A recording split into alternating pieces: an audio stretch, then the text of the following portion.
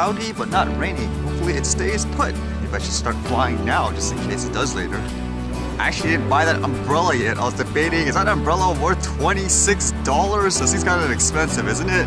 I'll probably need a new one because it does rain a lot here.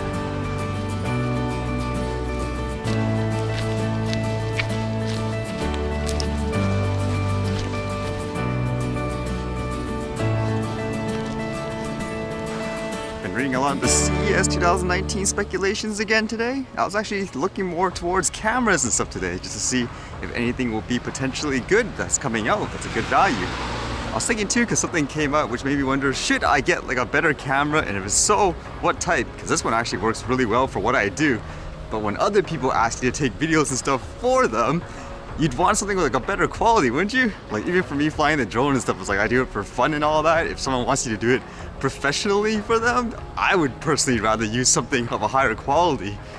So I'm just looking here, like Sony a7000, a Canon PowerShot G7 Mark III potentially, and then there's, I guess, 3D camera, the Suometry Omnipolar camera.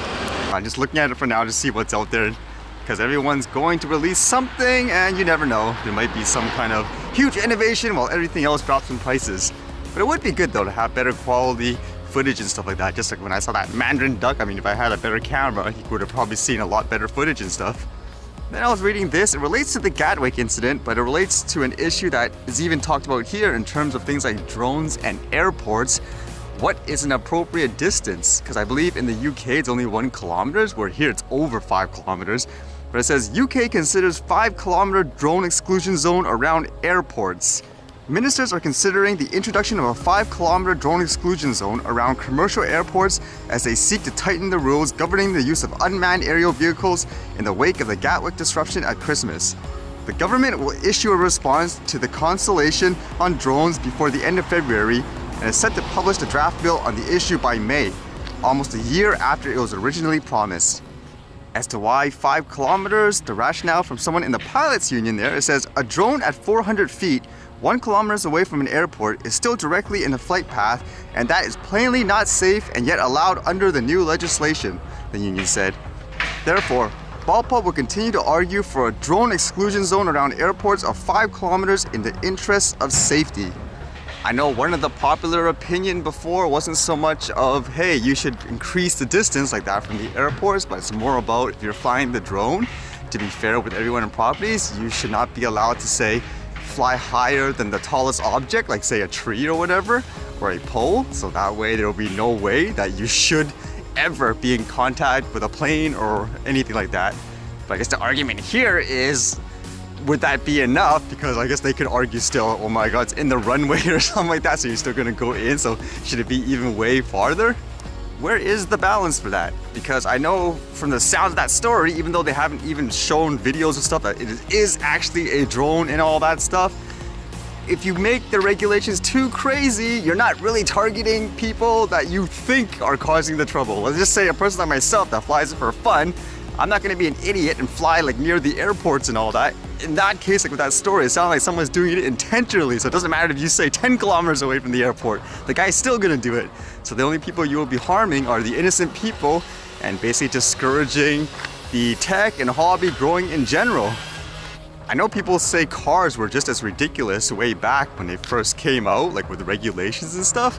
I'm just trying to imagine that nowadays. Like, let's just say you have to be 30 meters away from people at all times when you're driving a car, maybe 1.8 kilometers away from every single school. Like, where can you drive this thing? You can't drive it anywhere. But it makes you wonder again, what's the balance?